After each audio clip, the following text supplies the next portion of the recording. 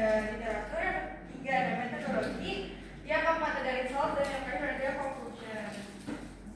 Oke, nah yang pertama ini yang tema pertama judulnya Contribution of Foreign Direct Investment and International Trade on Economic Growth in Emerging Markets and Developing Economy.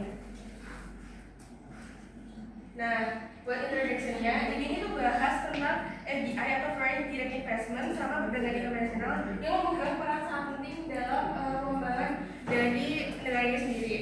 Nah, terus perkembangan terutama di negara-negara berkembang dan emerging, karena yang dibahas ini kan negara IMD ya. Nah, ini tuh berbagai laporan global seperti World Bank, UNCTAD ini menunjukkan bahwa FDI itu dapat meningkatkan produktivitas, memberikan transfer teknologi, menambah modal, serta memperbaiki kapasitas produksi. Nah, sementara itu perdagangan internasional juga memperluas pasar, meningkatkan efisiensi dan memperkuat posisi negara dalam rantai pasar global. Nah, selanjutnya dari penerapan itu. Nah, jadi FDI dan perdagangan internasional merupakan dua faktor yang penting untuk mendorong pertumbuhan ekonomi negara berkembang. FDI itu dianggap mampu meningkatkan produktivitas melalui transfer teknologi, penambahan modal, peningkatan tenaga kerja sehingga banyak penelitian sebelumnya menemukan hubungan positif antara FDI dan pertumbuhan, terutama ketika negara memiliki kebijakan dan infrastruktur yang mendukung. Nah, terus ini ada metodologi, ini ada rumusnya. Jadi itu EGR itu pertumbuhan ekonomi, terus FDI itu investasi asing, terus ITR itu tingkat keterbukaan perdagangan, GTF itu investasi domestik, GCE itu seberapa besar pengeluaran pemerintah, IMF itu tingkat inflasi, sementara beta itu koefisiennya menunjukkan seberapa besar pengaruh masing-masing faktor terhadap pertumbuhan. Nah, terus ada population. Penelitian ini juga menunjukkan bahwa FDI dan perdagangan internasional itu terbukti mendorong pertumbuhan ekonomi negara FDI. Nah, terutama dalam jangka panjang, FDI itu menjadi faktor yang penting kuat karena membawa modal, teknologi, dan produktivitas investasi domestik. Dan juga berperan positif, sedangkan belanja pemerintah dan inflasi justru menghambat pertumbuhan karena penggunaan anggaran yang kurang efisien dan ketidakstabilan harga. Hasil GMM menunjukkan negara-negara yang tertinggal perlahan mengejar secara keseluruhan negara IMDI itu perlu meningkatkan kualitas investasi, memperkuat perdagangan, mengendalikan inflasi, dan memperbaiki efisiensi belanja publik agar pertumbuhan dapat berkelanjutan. Oke, selanjutnya ini adalah paper 2, yaitu Effect of Foreign Direct Investment and International Trade on Economic Growth in Cost Study in Vietnam. Yang pertama adalah tentang introduction. Jadi di introduction ini Vietnam telah melakukan reformasi kebijakan ekonomi, yaitu Doi Moi sejak tahun 86, beralih dari ekonomi terpusat menjadi ekonomi pasar. Dan kebijakan ini menekankan pada FDI, ekonomi global, dan mempromosikan perdagangan internasional seperti ekspor dan impor. Dan meskipun FDI dan perdagangan internasional telah menjadi faktor penting dalam pertumbuhan ekonomi Vietnam, terdapat perbedaan pandangan dan temuan di dalam studi-studi sebelumnya mengenai dampak spesifik dari masing-masing komponen, yaitu FDI, ekspor, impor terhadap GDP dari Vietnam. Dan sekarang ini bertujuan untuk menilai dampak dari FDI dan perdagangan internasional, yaitu ekspor dan impor terhadap pertumbuhan ekonomi Vietnam di tahun 2000 sampai 2018. Literatur review yang selanjutnya adalah perdagangan internasional, yaitu ekspor impor, di mana studi-studi sebelumnya itu menilai ekspor itu ada identifikasi hubungan positif antara ekspor dengan pertumbuhan ekonomi. Lalu pada impor sendiri, pada studi sebelumnya itu dampak impor itu lebih bervariasi, yang dimana impor dapat positif jika berupa barang modal atau teknologi yang mendukung produksi. Salah satunya teori yang mendukung itu adalah dari Mobe dan Moalen tahun 2014 dan Aziz Dadar dan Alko di 2014. Oke, selanjutnya itu adalah metodologi yang dimana penelitian ini termasuk penelitian kuantitatif, dan dia menggunakan least square method dan menggunakan regresi linear berganda, dan dia juga menggunakan model ekonometrika, yaitu GDP, delta 1, beta 2 FDI, beta 3 ekspor, beta 4 impor, dan ini adalah istilah untuk kesalahan stokastik, dan dia menggunakan 4 hipotesis. Oke, selanjutnya itu adalah conclusion, yaitu studi itu menegaskan bahwa FDI dan ekspor memiliki pengaruh positif dan signifikan terhadap pertumbuhan ekonomi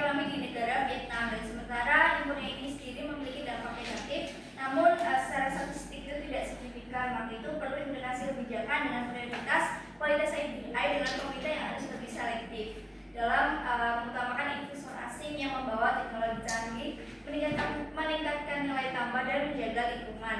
Dan yang kedua itu perlu adanya dukungan ekspor dengan kebijakan harus terus berorientasi pada ekspor dan berusaha meningkatkan nilai tambah produk serta pengendalian impor dengan kebijakan impor yang harus bergeser dari impor barang konsumsi ke impor barang modal, bahan baku, dan teknologi. Oke, selanjutnya itu ada paper ketiga.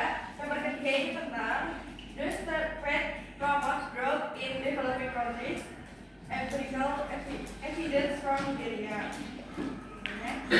Yang pertama di bagian introduction. Jadi jurnal ini membahas peran perdagangan internasional terhadap pertumbuhan ekonomi Nigeria sebagai representasi negara berkembang dalam teori klasik dan neoklasik. Perdagangan dianggap sebagai engine of growth karena mendorong efisiensi, alokasi sumber daya optimal, dan peningkatan standar hidup. Oke, selanjutnya itu dari literatur video. Jadi di sini ada terbagi jadi dua. Yang pertama itu ada dari Kruger et al. Tahun 1978 yang memandang bahwa perdagangan meningkatkan produktivitas, transfer teknologi, diversifikasi ekspor, dan efisiensi. Sedangkan dari Singer et al. Tahun 1950 memandang bahwa perdagangan tidak selalu menguntungkan negara berkembang. Ketergantungan pada komoditas primer membuat pertumbuhan tidak stabil dan perdagangan dapat memperlebar kesenjangan antara negara miskin dan kaya. Jadi, literatur review ini juga menunjukkan bahwa hubungan antara perdagangan dan pertumbuhan ekonomi tidak seragam, sehingga perlu diuji secara spesifik pada konteks masing-masing negara. Termasuk contohnya sekarang ini ada di Nigeria. Oke, hasil yang ketiga itu ada foreign direct investment atau FDI. Jadi tadi itu ada hasilnya itu koefisiennya itu plus 0,338 yang berarti signifikan. Jadi FDI memberikan efek positif terutama melalui transfer teknologi dan modal. Yang keempat itu ada hasil dari exchange rate, koefisiennya itu plus 0,004 yang berarti signifikan, pengaruhnya kecil tetapi tetap positif. Jadi perdagangan internasional secara signifikan meningkatkan pertumbuhan ekonomi Nigeria. Demikian pula FDI, pengeluaran pemerintah, dan nilai tukar yang memberikan kontribusi positif. Oke, selanjutnya itu membahas benang merah dari ketiga jurnal yang sudah kita bahas tadi. Yang pertama itu ada jurnal 1. Jadi jurnal 1 itu hasilnya itu trade signifikan jangka panjang, governance expenditure tidak efektif. Jurnal kedua itu ada ekspor sangat kuat, impor tidak signifikan, dan jurnal ketiga itu total trade signifikan, governance expenditure-nya dan FDI juga positif. Jadi, nah kesimpulannya dari ketiga jurnal tadi, jadi FDI dan perdagangan internasional itu konsisten mendorong pertumbuhan negara berkembang. Dampak FDI dan perdagangan nggak cuma di satu negara, tapi di semua negara. Kayak karena itu kan semua efeknya tergantung pada kualitas kebijakan dari domestiknya, terus sama struktur ekspor impor, efisiensi belanja publik, stabilitas makroekonomi, sama kondisi pertumbuhan ekonomi. Jadi integrasi global melalui FDI dan perdagangan membantu pertumbuhan, tetapi hasilnya bergantung pada seberapa baik negara mengelola ekonomi dan kebijakan dalam negeri. Sekian presentasi dari kami. Apakah ada yang ingin ditanyakan? Oke, mungkin dari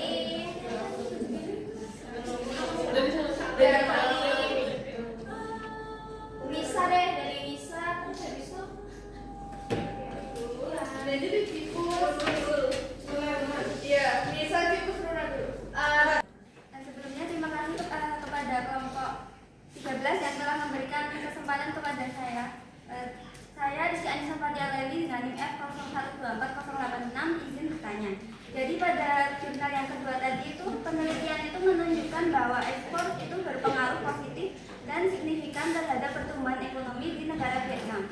Jadi pertanyaannya itu bagaimana temuan tersebut itu memperkuat strategi ekonomi yang berorientasi ekspor yang diterapkan oleh negara Vietnam. Terima kasih. Terima kasih kepada kelompok 13 yang udah mempresentasikan hasilnya. Aku izin bertanya, perkenalkan nama aku Cynthia Puspitasari dengan NIM F012412. Izin bertanya, jadi dari yang sudah dijelaskan, apa sih resiko ketergantungan pada komoditas primer bagi negara berkembang seperti Nigeria? Perkenalkan, nama saya Mela Larasati dengan NIM F0124087. Saya ingin bertanya, tadi kan sempat dimention di bagian introduction paper 1 itu kalau FDI itu punya peran besar karena bisa meningkatkan produktivitas, nambah modal, sama mendukung teknologi. Nah, menurut kalian dari 3 hal itu tuh mana yang dampaknya paling kerasa nyata gitu buat di negara-negara MD gitu? Terima kasih. Dan kenapa, jelasin Ana juga.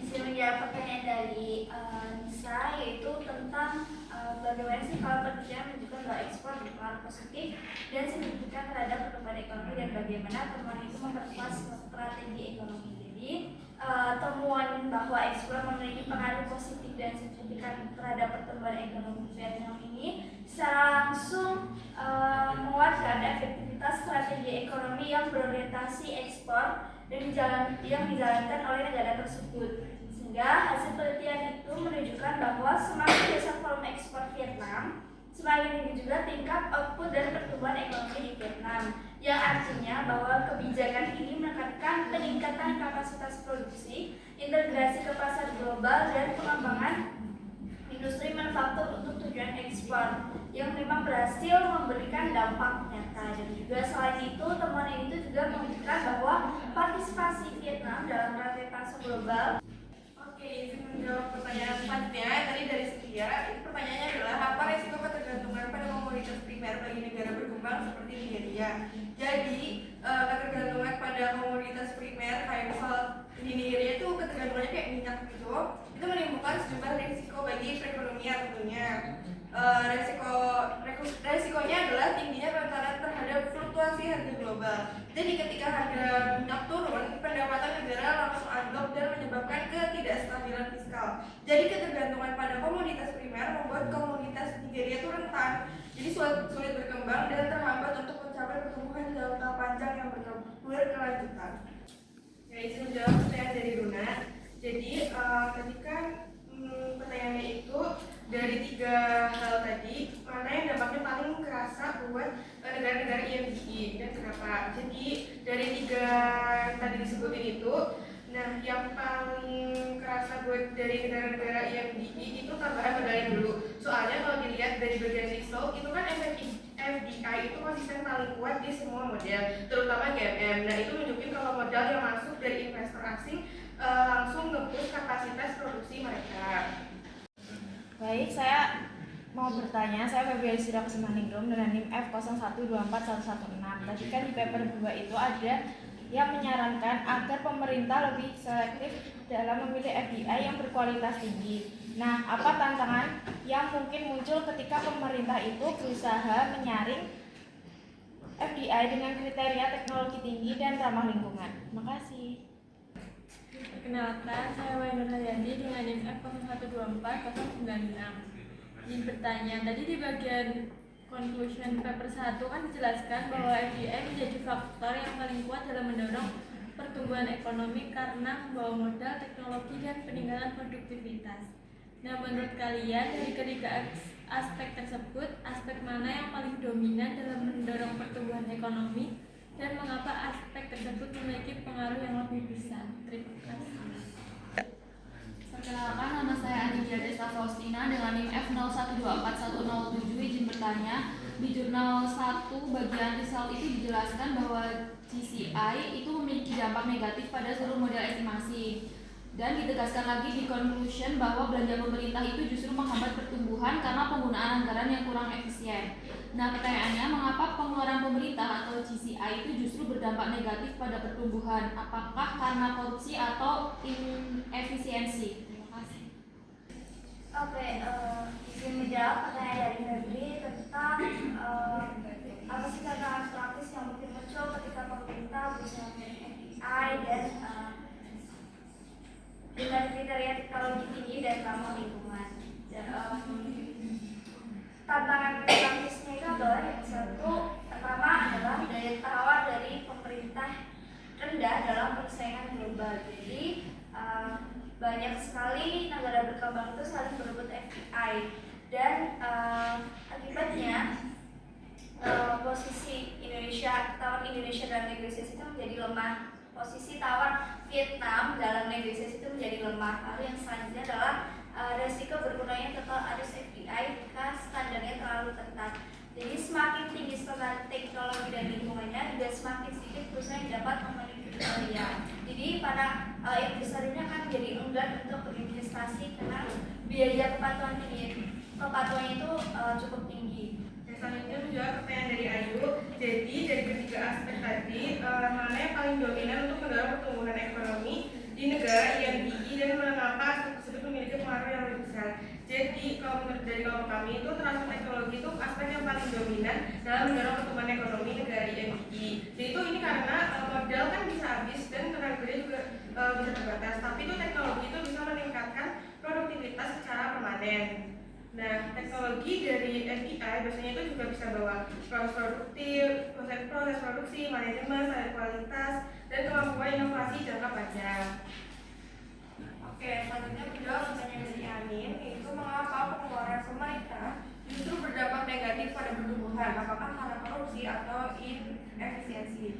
Jadi, GCE berdampak negatif karena sebagian besar pengeluaran pemerintah di negara MDIs bersifat konsumtif dan tidak produktif, sehingga tidak meningkatkan kapasitas produksi. Selain itu, inefisiensi birokrasi, misalokasi anggaran, dan crowding out effect menyebabkan belanja pemerintah justru menghambat pertumbuhan ekonomi. Korupsi dapat menjadi faktor pendukung, namun bukan satu-satunya penyebab. Perkenalkan, saya Brigita Amanda Nugroho dengan NIM F0124110. Nah, di jurnal pertama tadi kan disebutin bahwa belanja negara GCE itu justru berdampak negatif pada pertumbuhan ekonomi di negara IMDI. Nah, bagaimana penelitian ini tuh membedakan apakah belanja pemerintah ini memang tidak produktif atau sebenarnya modelnya tidak memisahkan jenis belanja, misalnya antara belanja modal versus belanja konsumsi, sehingga hasilnya menjadi bias seperti itu. Terima kasih. Terima kasih kesempatannya. Saya Sarastiani dengan NIM F0124093 izin bertanya. Jadi tadi disebutkan di paper yang pertama itu ada mention dapat memberikan inflasi terhadap daya beli dan kepercayaan investor baru terwujud secara penuh dalam jangka panjang. Nah, kenapa sih dampak tersebut tuh baru terwujud secara penuh dalam jangka panjang, dan langkah-langkah struktural apa yang diperlukan untuk mencapai stabilitas harga yang berkelanjutan? Terima kasih. Perkenalkan, nama saya Agatha Putriani dengan NIM F0124102. Izin bertanya, dari jurnal ketiga, bagaimana peran government expenditure yang signifikan dapat dijelaskan dalam konteks negara berkembang seperti Nigeria? Menjawab pertanyaan dari Manda. Jadi gimana penelitian jurnal pertama itu membedakan apakah GCE itu benar-benar tidak produktif atau hasilnya bias karena tidak memisahkan anggaran belanjanya. Jadi penelitian itu tidak mencampur belanja produktif dan tidak produktif karena variabel yang digunakan adalah government consumption expenditure. Nah, yaitu belanja konsumtif pemerintah. Sementara belanja produktif direpresentasikan oleh variabel lain yaitu gross capital formation. Karena itu koefisien negatif GCE tidak berasal dari bias model. Menjawab untuk pertanyaannya dari Sarah, yaitu kenapa sih dampak dari inflasi dan investor itu berpengaruhnya dampaknya lagi dalam secara jangka panjang, dan apa sih langkah-langkah yang perlu dilakukan. Jadi inflasi itu berdampak penuh dalam jangka panjang itu karena efeknya itu bersifat kumulatif, yaitu daya beli terus terkikis dan biaya prediksinya meningkat dan kepercayaan investor melemah secara bertahap. Jadi untuk mencapai stabilitas harga yang berkelanjutan diperlukan langkah struktural di luar kebijakan moneter seperti disiplin fiskal, perbaikan rantai pasok pangan dan logistik, serta penguatan institusi agar belanja pemerintah dan distribusi barang itu lebih efisien. Apakah sudah menjawab? Oke, yang aku izin menjawab pertanyaan dari Agatha. Pertanyaannya itu bagaimana peran government expenditure yang signifikan dapat dijelaskan dalam konteks negara berkembang seperti Nigeria. Jadi dalam konteks negara berkembang seperti Nigeria, contohnya pengeluaran pemerintah signifikan karena ekonomi masih sangat bergantung pada peran negara untuk menyediakan infrastruktur, layanan publik, dan investasi dasar. Jadi ketika pemerintah meningkatkan belanja, aktivitas ekonomi ikut naik, mulai dari pembangunan, konsumsi publik sampai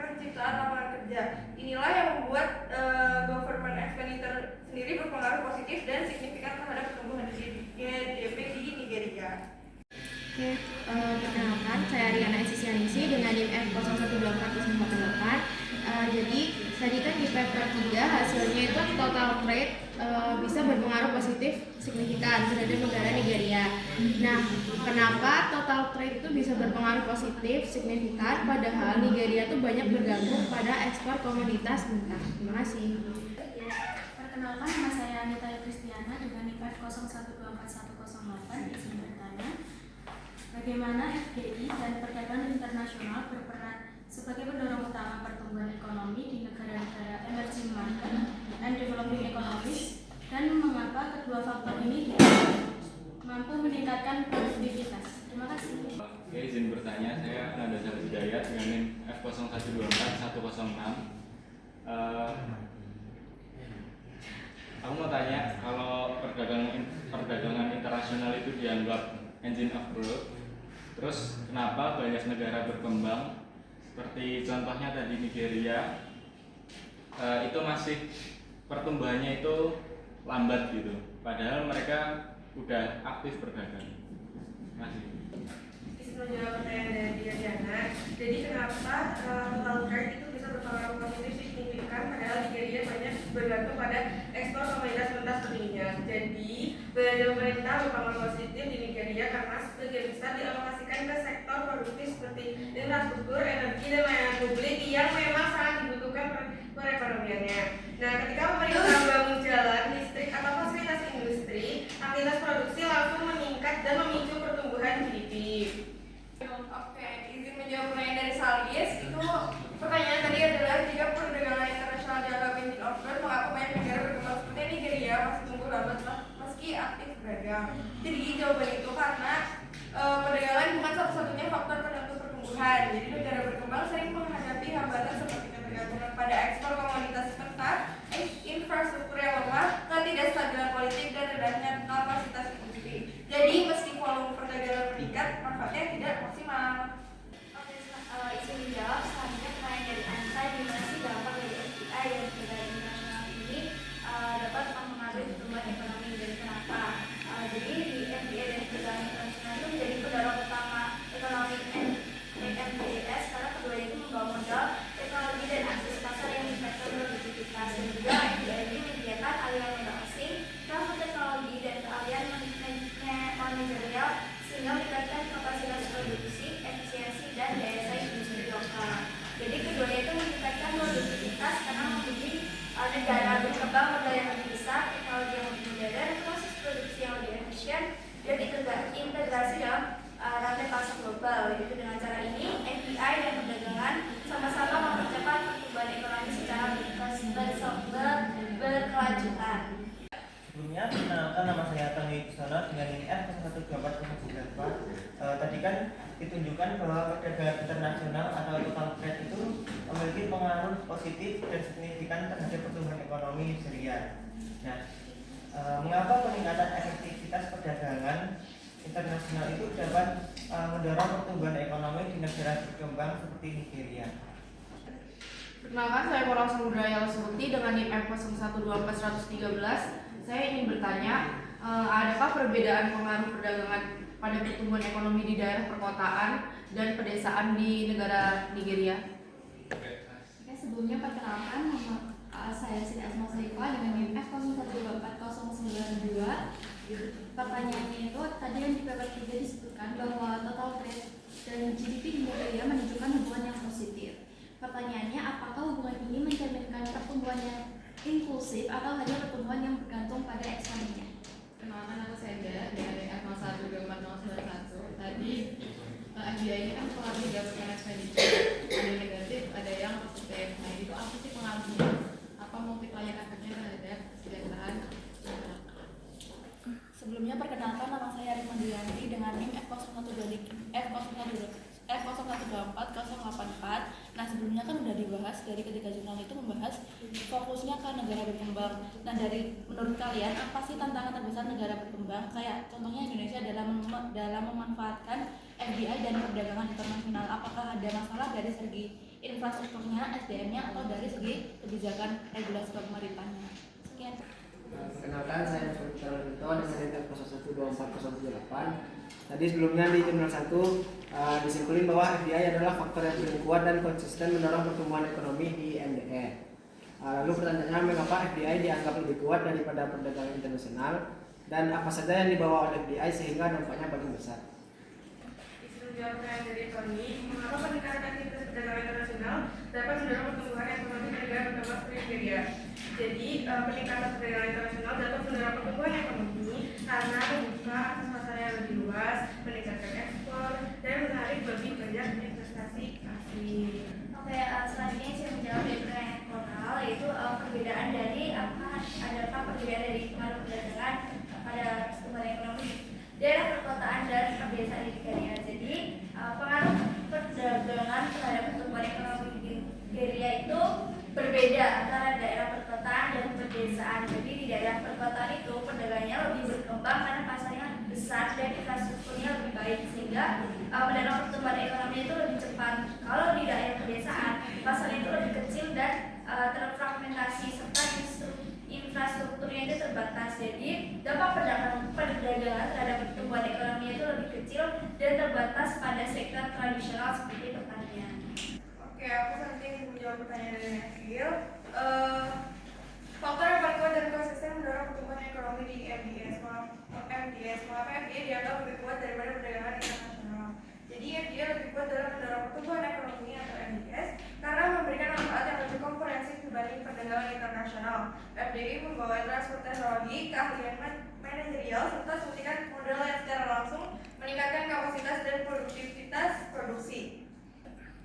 Menjawab pertanyaan dari Maul, jadi faktor GDP di Nigeria itu menunjukkan hubungan positif. Apakah hubungan ini mencerminkan pertumbuhan inklusif atau hanya pertumbuhan yang bergantung pada ekspornya? Jadi hubungan positif antara total trade dan GDP di Nigeria kemungkinan besar tidak mencerminkan pertumbuhan yang benar-benar inklusif, melainkan lebih menggambarkan pertumbuhan yang sangat bergantung pada ekspornya. Oke, selanjutnya saya menjawab dari pertanyaan Sinda, yaitu FDI itu mempengaruhi government expenditure dan apa multiplier efeknya ke ekonomi masyarakat. Jadi FDI itu dapat meningkatkan belanja pemerintah melalui tambahan pajak, retribusi dan aktivitas ekonomi. Tetapi multiplier efeknya ke masyarakat itu hanya muncul bila penerimaan itu dilokasikan ke belanja yang produktif. Contohnya kayak infrastruktur, pendidikan, dan kesehatan yang mendorong konsumsi, investasi lokal, serta produktivitas jangka panjang. Oke, selanjutnya menjawab pertanyaan dari Rikman, apa tantangan terbesar negara berkembang kayak Indonesia dalam memanfaatkan FDI dan perdagangan internasional? Jadi tantangan terbesar itu ada 3. Yang pertama itu ada infrastruktur itu belum merata, yang kedua kualitas FDI yang belum optimal, dan yang ketiga itu kebijakan dan regulasi kurang konsisten. Jadi intinya Indonesia udah punya potensi besar, tapi manfaat FDI dan perdagangan baru akan maksimal kalau infrastruktur SDM dan kebijakan dibenahi bersama. Ya,